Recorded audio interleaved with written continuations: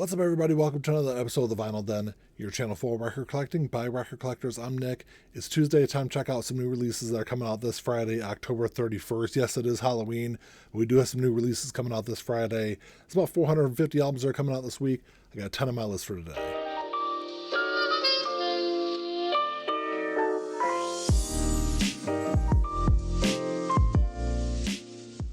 There's a bunch of links down below. You got links for the Vinyl Den Facebook group, for the merch page, for the Spotify and Apple Music playlist that I put together every week, and the Patreon page. So make sure you check all that out. Like always, if you enjoyed the episode, make sure you give me a thumbs up, hit that subscribe button down below, and make sure you hit that notification bell so you're notified every time I release new episodes. Like I said in the intro, there's about 450 albums that are coming out this week, but I'm only going to talk about 10 of them on the show today. So if there's something you're looking forward to that I'll have on here, make sure you drop me a comment down below. Let me know what albums you're looking forward to grabbing this week. And like always, if you're unable to find these in your local brick and mortar stores, they should all be available online. I'll put links down below in the comment section for them. You can also always go over to the Vinyl Den store on Amazon. I got pre-orders around there. There's new releases. There's deals on records. All sorts of cool stuff to check out. So ever since the early 90s, Bob Dylan has been releasing this bootleg series. You get the next volume of it that's coming out this week. This is the bootleg series, volume 18, Through the Open Window, 1956 to 1963. So it's a 4 LP box set that's coming out. This is just a highlights package of the bigger 8 CD box set that's coming out this week. But the 4 LP box set's going to run about $105. So what you're getting on the 4 LPs are 42 tracks, most of which are either unreleased or very rare. And these are all some of Bob's earliest recordings. There's outtakes on there. There's live recordings from like small club dates.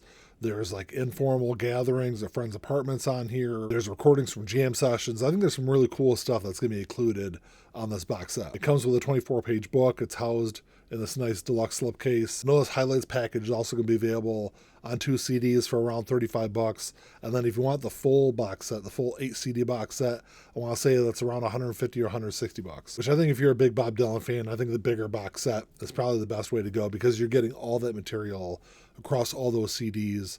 I don't know. It's one that, I'll definitely check out the material and read the reviews when that comes out this week. I have been impressed with some of the box sets that have come out over the years. Like I said, he's been releasing these box sets since the early 90s. So you got that coming out this week. Then you also got Hail to the Thief, live recordings 2003, 2009 from Radiohead coming out this week. So it's actually released back in August, but this is all live versions of songs from the band's 6th studio album that was released back in 2003. It's going to run you about $33. I'm not sure how I missed this when it came out earlier this summer, but there's a red version of it and a black version of it when it came out. This looks like the black version that's getting restocked this week, though. And Hail to the Thief was a big turning point, I think, for Radiohead. This is the album that marked this evolution in the band's sound to more of an electronic rock sound. It was also much more of a politically charged album for the band. That's kind of cool how they pieced this album together because they took all the live versions of these songs and it's all synced in order of the studio version of Hail to the Thief. So it plays out as a perfect live version of the original album. It is kind of a cool idea. I know it's available on streaming services. I definitely need to check this one out. One I haven't pre-ordered yet, but I probably will grab a copy of this week, is the reissue No Exit by Blondie. It came out back in 1999. It was their 7th studio album. It's a 2 LP release. It's going to be on clear vinyl. It's going to run about $40. So this was the band's first album in 17 years. It was the first album since The Hunter back in 1982. Of course, the single Maria was a huge international hit, helped the album hit number 18 on the Billboard 200. And in typical Blondie fashion, this album is a mixture of a lot of different genres. It's alternative rock, it's pop, it's country, it's hip-hop, it's a little bit of reggae. I don't think it's anywhere close to being the band's best album, but ever since they reformed, and was it 97 or 98 when they reformed, I think it's probably their best album since then. They do have a new album that's coming out next year that I'm looking forward to. This is an expanded edition that's coming out. It's got 4 additional bonus tracks on there. Like I said, I don't have it on pre-order. I probably will grab a copy of that this week, though. And then you've got the new album from Florence and the Machine coming out this week. This is Everybody Scream. It's their 6th studio album. It's on 2 LPs.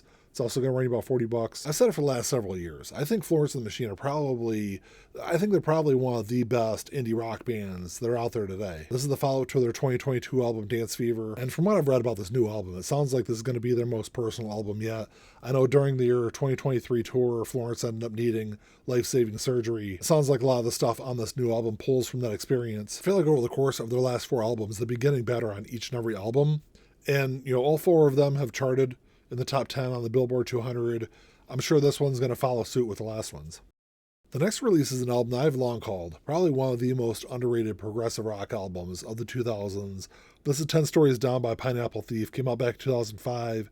It was their fourth studio album. It's a 20th anniversary release. It's going to run about $30. So the version that's coming out this week, I'm not sure if previous versions have had this also, but this has the standard version of this album. Plus it also has the 8 Days Later EP on there also. So there's some bonus content that's included in this release. I didn't see anything online that stated it for sure, but I think the audio that's used on this release is the 2011 remixed and remastered audio that was all done by Bruce Sword, which all got rave reviews when it was released in 2011. But Pineapple Thief is one of those bands that have long flown under the radar. If you're a progressive rock fan, they're definitely a band worth checking out. I really think had this album been released in the 70s, it would have been hailed as one of the best progressive rock albums of that decade. Like I said, if you're a progressive rock fan, it's definitely an album worth checking out.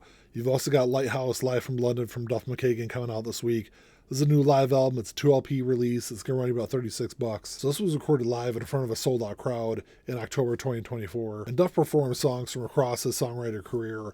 But oddly enough, Duff is best known for his work with Guns N' Roses, and he wrote a lot of songs with Guns N' Roses. But surprisingly, You're Crazy is the only song from GNR that shows up in the set list, even though he wrote way better songs with Guns N' Roses than that one song. But there's 19 tracks across the 2 LPs. It's got standout tracks from his solo career on there. There's also some covers on there of songs by the Stooges, the Crickets, and David Bowie. I've never been a huge fan of any of Duff's solo material. I'm a huge Guns N' Roses fan though, so it's definitely one I'll check out this week. Something I was a little surprised to see on the list this week is Live Through This by Hole, released back in 1994 as a second studio album. It's going to be on purple vinyl. It's going about $42. I know what you might be thinking, $42 sounds like a lot for this album, but I think it was on October 18th, they had National Album Day in the UK, so this was a National Album Day release in England. So it's going to run you a little bit more because it is an import coming into the US. I tried looking around online to find somewhere to order this album because, like I said, National Album Day was, 2 weeks ago in England. I ended up finding a record store, and after shipping, it was like almost $70 to order this album. So I did see a couple of record stores here in the US that had this listed. They had very limited quantities of it. It is available on Amazon for $42 though. This is one of those defining albums of the middle part of the 90s. It was released about a week or less than a week after the death of Kurt Cobain. And of course, for 30 plus years, ever since the album was released, the rumors have circulated really without any kind of evidence that Kurt Cobain was a shadow writer or a ghost writer for the album, which I never really believed, but I think there are similarities between this album and In Utero, mainly because Courtney was married to Kurt, so the amount of time they were around each other, I think they did kind of rub off on each other musically. And also I think that style-wise, well, there's a huge difference between the first whole album and Live Through This. My big question about this album is, this was also a National Album Day release back in 2023. It was pressed on pink vinyl, and the reviews for that release were not good for the sound quality. So I'm hoping the pressing that comes out, or that did come out, sounds better.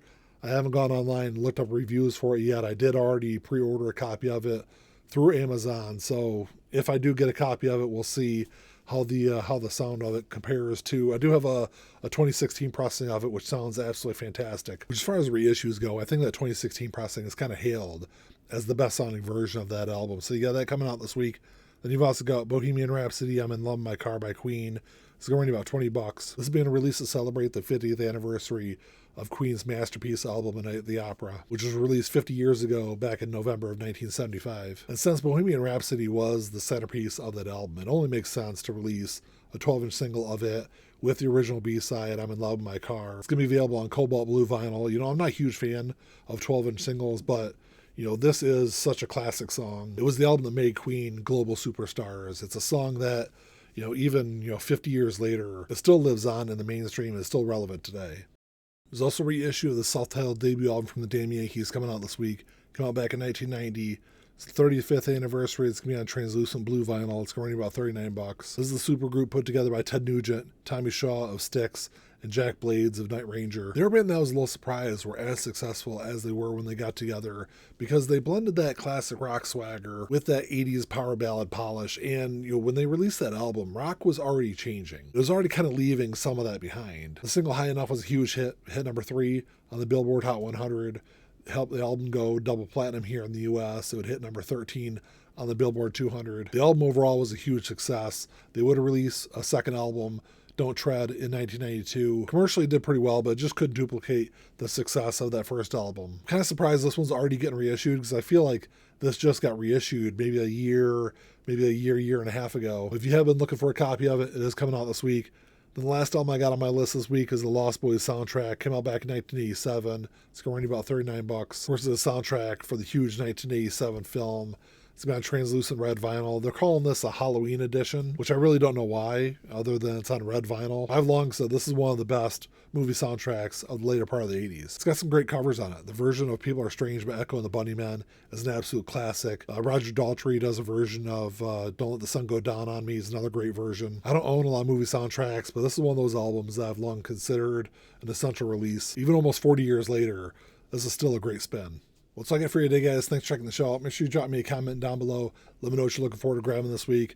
Like I said, I've already got that whole on pre-order. I probably would grab that Blondie album. I got some question marks next to my other one, especially that Florence and the Machine. I'm definitely looking forward to checking that new album out. Let me know what you guys are looking forward to. Like always, if you enjoyed the episode, make sure you give me a thumbs up.